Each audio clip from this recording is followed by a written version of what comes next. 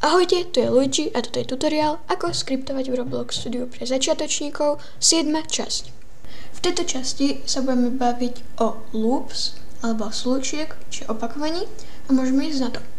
Takže ako prvé si otvorím server script service, dám si tu event a enabled false a vytvorím si tu nový skript, ktorý si pomenujeme loops.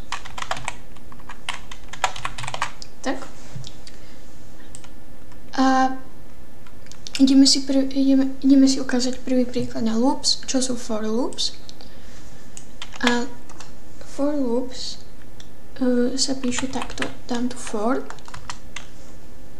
dám tu hociakú hodnotu, napríklad I sa väčšinou dáva, teraz tu dám sa rovná a teraz tu dám čísla, koľko chcem, aby sa mi táto vec opakovala.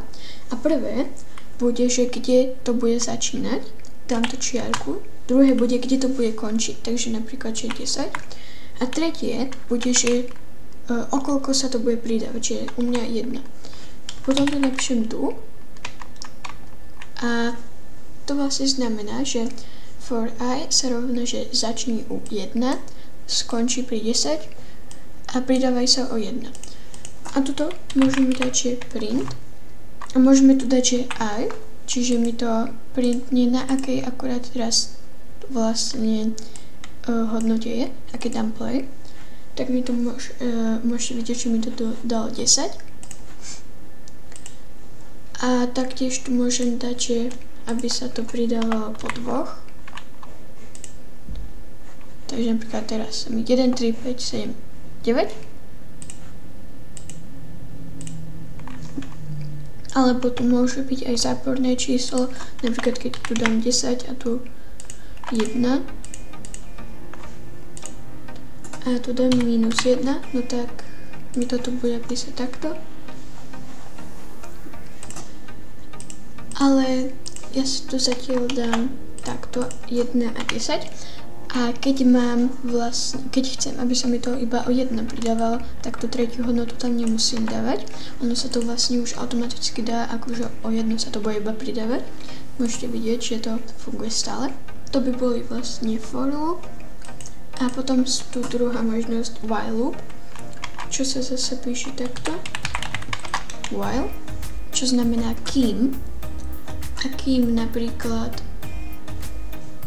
môžem si tu vytvoriť premenu, že koľko myVariable sa rovná 1, kým vlastne bude napríklad, že myVariable, kým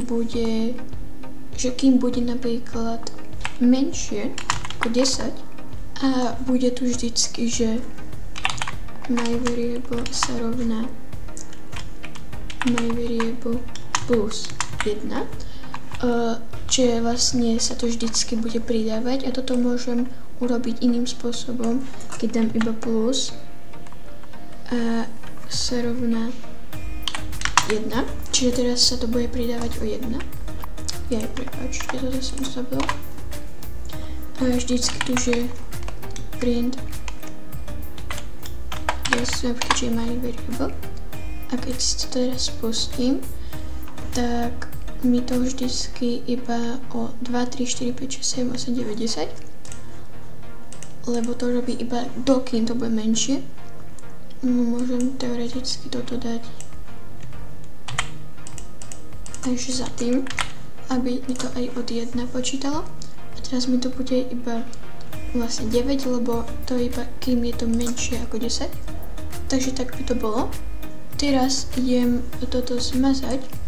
A ideme si povedať o breaks a continuous.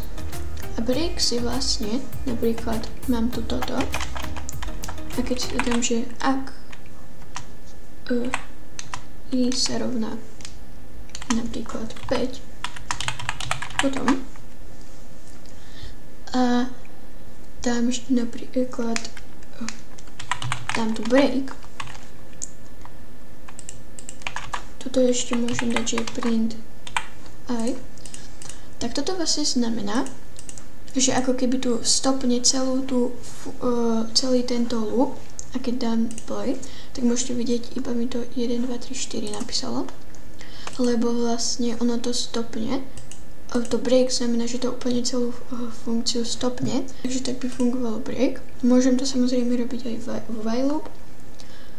A continue zase znamená, že keď to spustím a bude sa i rovnať 5, tak to vlastne preskočí to, čo je za tým a hneď sa to vráti na začiatok tohto for loop.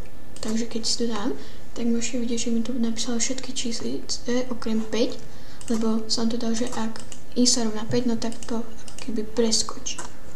Ešte je tu taký bonusový fakt, ako pridávať komenty, aby som nemusel tu stále zmazávať veci, tak môžem tu pridávať komenty, ktoré ako keby, že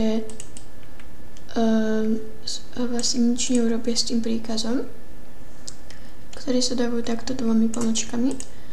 A keď si to dám ešte takto, že takéto